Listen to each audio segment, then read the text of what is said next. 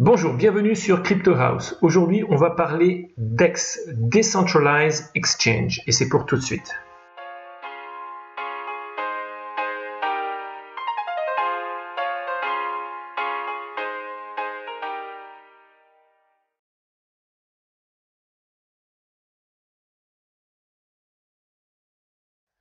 NEX, c'est quoi? NEX, c'est une plateforme d'échange de crypto décentralisée, donc ce qu'on appelle un DEX, Decentralized Exchange, mais c'est aussi, ils le mettent ici, une plateforme de paiement, une sorte de PayPal, mais sur la blockchain. Alors, NEX souhaite résoudre plusieurs choses. On sait qu'aujourd'hui, il y a des problèmes de sécurité et des problèmes de performance. La sécurité, c'est sur les exchanges traditionnels. On a vu en décembre-janvier le problème qu'il y a eu au Japon sur un exchange centralisé avec NEM, où il y a eu 500 millions de NEM qui ont été dérobés. Ensuite, il y a eu un autre hack, c'était en janvier avec Nano, sur un autre exchange. Donc il n'y a pas un mois aujourd'hui où on ne parle pas de problème de hacking. Ensuite, il y a des problèmes de performance et d'ergonomie. Je ne sais pas si vous avez été sur EtherDelta, qui est un DEX, donc Decentralized Exchange, mais c'est pas du tout ergonomique et puis c'est très lent. Ça n'arrive pas à passer plus de quelques opérations à la seconde. Et le problème qu'il y a, c'est que on était peut-être à 60 millions de volume au market cap en 2015, janvier 2015.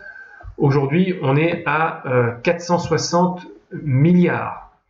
Et à la fin de l'année, on pense qu'on sera à 1000 milliards, donc 1 trillion de volume. Donc il y a besoin aujourd'hui de beaucoup plus de performance. Alors, c'est un projet qui n'est pas encore lancé. Il sera lancé au niveau de la vente en avril. Alors, ils ont tout un système on va dire, d'ICO, qui n'appelle pas ça un ICO. Il y avait d'abord une whitelist pour s'enregistrer. Alors, si vous êtes dans la whitelist, vous allez pouvoir participer à la vente de tokens avant que ça rentre sur le marché. Sinon, ce sera pas possible. Il faudra attendre que le token soit disponible sur le marché. Alors donc, ce qu'ils disent, c'est qu'ils vont d'abord sélectionner 25 000 participants qui se sont enregistrés et chaque participant pourra acheter jusqu'à 1000 $, pas plus. Donc ça, ils vont annoncer ça le 12 mars. Le 30 mars, la loterie, l'enregistrement pour la loterie sera terminé. Et ensuite, le 31 mars, les 25 000 sélectionnés seront annoncés. Et la vente de tokens sera donc entre le 31 mars et le 7 avril. Et ensuite, il y aura un deuxième round avec d'autres personnes qui sont sélectionnées sur la whitelist. Et là, ils pourront acheter pour plus de 1000 $. Alors, il y aura un maximum de 50 millions de tokens, dont seulement 25 millions seront disponibles à la vente. 20% seront bloqués, alors dans ce qui reste, 20% seront bloqués pour les fondateurs pendant 2 ans. Et donc, on voit le prix d'un NEX sera au début de 1 $. Revenons maintenant un peu sur la technique de NEX. Alors, NEX d'abord n'est pas basé sur Ethereum, il est basé sur Neo. Et ils ont choisi d'avoir un moteur, une blockchain off-chain, ce qui va permettre des transactions beaucoup plus rapides que si les transactions étaient réalisées sur la chaîne principale. Et ça va aussi leur permettre d'effectuer des opérations beaucoup plus complexes de bourse. On va voir qu'un des problèmes aujourd'hui, un deuxième problème des DEX, donc Decentralized Exchange, c'est qu'ils ne permettent pas des ordres complexes. On peut faire des achats et des ventes, mais en gros, c'est tout. Donc, ils promettent un haut volume, plus haut même que les exchanges traditionnels. On a vu avec Kraken, même avec Binance, quand il y a de la forte demande, les exchanges sont pas accessibles.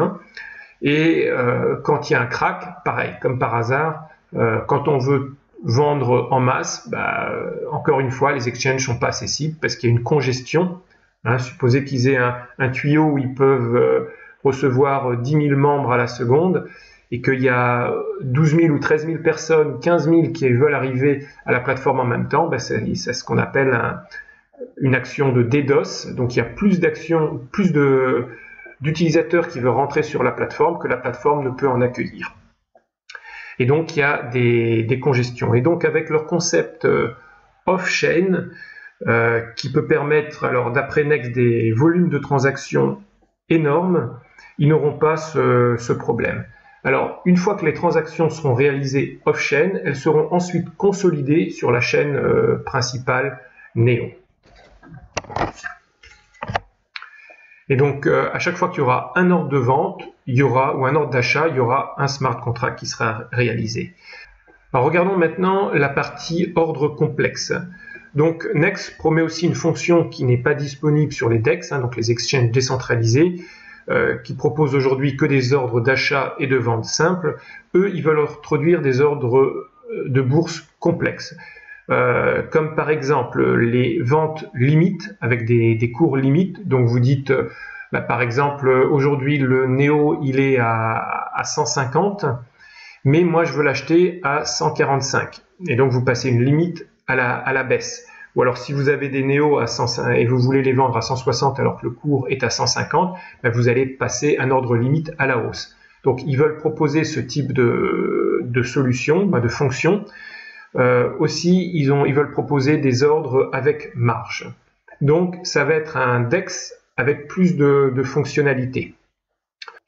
Ensuite, il y a la partie service de paiement. Donc ici, ce que souhaite faire Nex, c'est ils vont permettre à des tiers d'exécuter des smart contracts en Neo. Donc par exemple, ils disent qu'un utilisateur pourra utiliser ce service pour faire des transactions sur de multiples chaînes, comme envoyer de l'Ethereum vers un smart contract en Neo. Ils souhaitent aussi, dans le futur, étendre ce service à d'autres crypto-monnaies et aussi même aux monnaies fiat, donc au dollar, à l'euro et d'autres.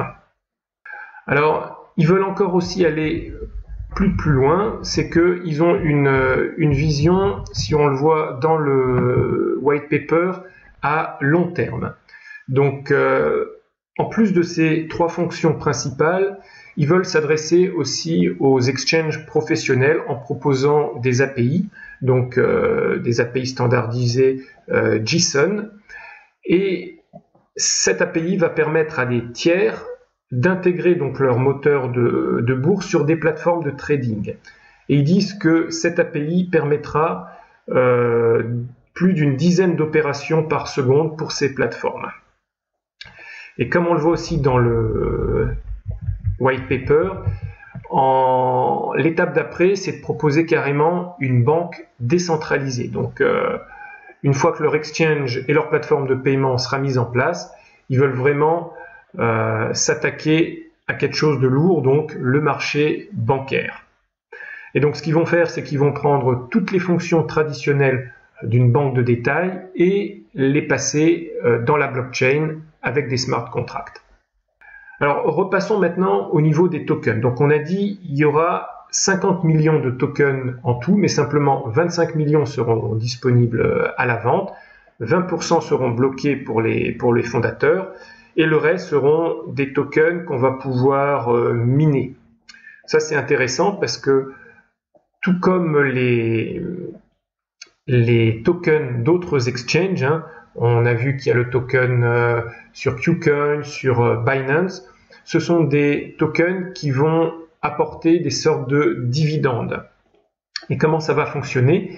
Donc vous allez avoir des fonctions, vous allez pouvoir bloquer sur du court terme ou du long terme votre token dans votre wallet. Et en fonction de votre but, qu'il soit court terme ou long terme, vous allez gagner plus ou moins de tokens. Et comment est-ce que vous gagnez du token? En fin de compte, Next va offrir au possesseur du token Next une partie des commissions qu'il réalise lors des achats-ventes sur l'exchange. Et si vous gardez vos tokens sur le long terme, vous aurez plus de commissions que ceux qui veulent garder le token pour juste quelques jours ou quelques semaines. Et donc, les types de dividendes que vous allez avoir, ce sont les dividendes qui sont vendus sur la plateforme. Si par exemple, il y a des ordres en Neo, vous aurez une partie de Neo. S'il y a des ordres en Ethereum, vous aurez une partie d'Ethereum. C'est assez simple. C'est un peu ce que font les autres exchanges qui ont des tokens. Regardons maintenant l'équipe de Nex. Ils sont simplement 12, mais c'est 12 très très lourds. On n'a pas souvent des équipes comme ça. Alors, ils sont 5 cofondateurs. Tous les membres de l'équipe ont leur profil LinkedIn. Alors, la première personne la plus emblématique, c'est Fabio. Donc, Fabio, il a fait ses études au Brésil. Après, il a passé 7 ans dans la recherche chez Schlumberger. Et ensuite, en juillet 2017, avec d'autres membres de l'équipe de Nex, il a fondé City of Zion. Alors, si vous connaissez un petit peu le projet Neo, vous savez que City of Zion, c'est un groupe de développeurs indépendants qui se sont spécialisés sur Neo et qui ont développé pas mal de projets. Donc, si vous utilisez le Neo Wallet, c'est Fabio et ses amis qui ont développé le wallet. Pareil pour Neoscan, ils ont sorti toute une documentation, ils ont un Neoportal, Neomon et d'autres projets à venir. Donc c'est des gens qui s'y connaissent très très bien en développement blockchain sur Neo. Ensuite, on a Fabien, donc encore un autre développeur et cofondateur. Donc, il a un PhD en robotique. Il a aussi fait une partie de ses études dans la sécurité des systèmes d'information. Et c'est le fondateur d'Altoada en Suisse. C'est une société qui permet de diagnostiquer plus tôt les malades d'Alzheimer. Donc, c'est encore une tête. Ensuite, on a Ethan, qui est aussi donc développeur. Il a un PhD en sciences à Stanford. Il a d'abord été le fondateur d'une entreprise dans le débugage de scripts Java. Et puis ensuite, avec Fabio, c'est un des fondateurs donc de City of Zion. Et c'est lui, par exemple, le créateur du Neo Wallet. Ensuite, on a Luciano qui fait partie aussi de City of Zion, et lui c'est le créateur de Neoscan. Et le reste de l'équipe est tout aussi forte, hein. Ils sont tous, ils sortent de Berkeley. Là, lui, il a développé NeoPython. Bref, c'est tous des têtes. Mais les surprises ne sont pas là. C'est que dans les advisors, on a deux gars assez exceptionnels. On a Da Hongfei et Eric Zhang, qui sont tout simplement les fondateurs de Onchain, la société qui est derrière Neo. Donc c'est comme quand Vitalik Buterin est sur un projet en advisor, là on a la même chose, pas sur Ethereum, mais sur Neo. Donc c'est du très très lourd. Parce que pour que Da Hongfei et Eric Zhang soient tous les deux advisors de Nex, c'est que Nex est promu dans le futur à un très très bel avenir. Regardons maintenant le roadmap. Donc le roadmap, on en a parlé un petit peu tout à l'heure, il va démarrer par l'ICO, donc qui démarre en avril. Ensuite, en Q2, il y a le lancement de la partie paiement, le Smart Wallet et les API. En Q3, on a le lancement en MVP, donc Minimum Viable Product, donc la plateforme de test de trading, mais qui va démarrer simplement avec le NEO et le NeoGaz et bien sûr le NEX. Ensuite, en Q4, ils vont lancer la plateforme de trading non seulement avec les assets NeoGaz, mais aussi les assets en ERC20, donc les tokens sous Ethereum. Et ils vont lancer les fonctions avancées de trading. Et pour 2019 ou 2020, on aura la banque décentralisée. En termes social, donc ils sont simplement sous Twitter, LinkedIn et Medium. Et si on va ici sur Twitter, on voit qu'ils ont déjà quasiment 48 000 abonnés alors que la plateforme n'est pas lancée. C'est beaucoup. On voit beaucoup de projets qui sont lancés, qui ont entre 5, 15 et 20 000. Là, ils n'ont même pas lancé leur ICO, ils ont déjà 48 000. Donc ça veut dire que c'est un projet qui est très en vue. Les tokens, pour ceux qui ont la chance d'être whitelistés, ils vont s'arracher sans problème et les 25 millions vont être vendus sans problème. On arrive à la conclusion. Donc qu'est-ce que je pense du projet Nex? Déjà, je pense qu'il s'attaque à un marché où il y a déjà beaucoup de concurrents. On connaît EtherDelta, c'est le principal, mais il y a BitShare, il y a Cryptonex, et puis il y a des exchanges traditionnels comme Bitfinex qui ont dit qu'ils vont lancer leur exchange décentralisé. Donc Bitfinex a annoncé qu'ils vont lancer un DEX basé sur EOS dans les prochains mois. Donc ça va faire un DEX de plus. Alors ensuite, ils vont intégrer au début juste les assets sous Neo et avec le gas. Les ERC20, ça va être pour la fin de l'année. Donc il va falloir encore attendre plusieurs mois pour avoir pas mal d'assets à acheter ou à vendre sur leur exchange. Puis ils ont dit aussi qu'ils ont quand même un gros problème avec les tokens qui n'ont pas de smart contract. Donc ils vont dans le futur, ils ont dit intégrer le Bitcoin, le Litecoin, mais c'est pas pour tout de suite. En tout cas, c'est pas pour 2018 parce que c'est beaucoup plus compliqué à intégrer qu'un asset qui est un smart contract parce que leurs achats et ventes sont basés sur des smart contracts. Par contre, bon, Nex promet des choses que n'ont pas les DEX traditionnels, c'est la performance. Donc grâce à leur concept de off-chain, ils vont pouvoir traiter des dizaines de milliers d'opérations par seconde. Et là, s'ils arrivent à faire ça, ils risquent de rafler le marché des DEX.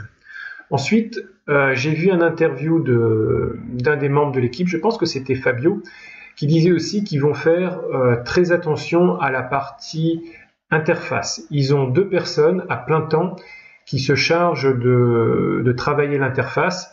Parce que si vous êtes allé sur, par exemple, EtherDelta, bah, vous allez voir que c'est pas du tout intuitif et l'interface est très mauvaise. Parce qu'apparemment, c'est compliqué de marier le concept des smart contracts avec une belle interface. Donc là, ce sera encore un plus de Nex. Ensuite, ils veulent aller plus loin, donc ils le mettent en premier. En plus, ils vont avoir la partie service de paiement. Donc, ils vont en gros proposer un PayPal sur la blockchain. Et ça, c'est aussi un plus. Ensuite, on a une équipe de champions, donc des gens qui ont des masters, qui sont fondateurs et développeurs dans City of Zion, et 2 conseillers, Da Hongfei et Eric Zhang. Quand on a dit ça, on a presque tout dit. Le fait qu'un exchange propose des tokens, c'est pas unique. On a le Binance Coin, par exemple. Aujourd'hui, il est à 10 $. Il s'est lancé en août, il valait 10 cents. Donc, en quelques mois, il a fait x100. On va prendre un autre exemple. Le KuCoin Share. Il vaut aujourd'hui 4 $.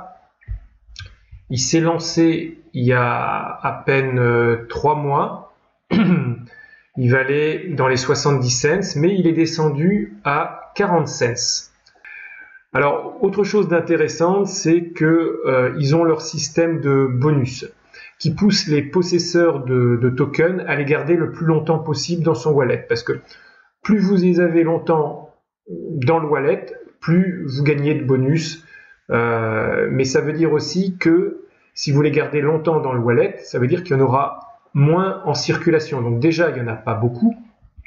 On va regarder tiens, combien il y a de tokens. Voilà, les Binance, il y en a quasiment 200 millions. Et les KuCoin, il y en a 180 millions. Ici, il y en aura un maximum de 50 millions. Donc, qui sera à peu près 3 fois et demi à 4 fois plus rare que les Binance et KuCoin. Alors, si les possesseurs de tokens les gardent dans leur wallet, ça veut dire qu'il y en aura moins en circulation. Donc déjà, il y a moins de coins sur le marché. Donc le Nex token sera quelque chose d'assez rare. Et quand il y a moins de coins en circulation, quand c'est rare, si le projet est bon, qu'est-ce qui se passe? Voilà, dans le mille, le prix en général monte. Donc moi je vous dis à bientôt. Dites-moi ce que vous pensez aussi de Nex. Et abonnez-vous à la chaîne, comme ça vous avez les vidéos en exclusivité, puis un petit pouce vers le haut, ça fait plaisir. Ciao ciao!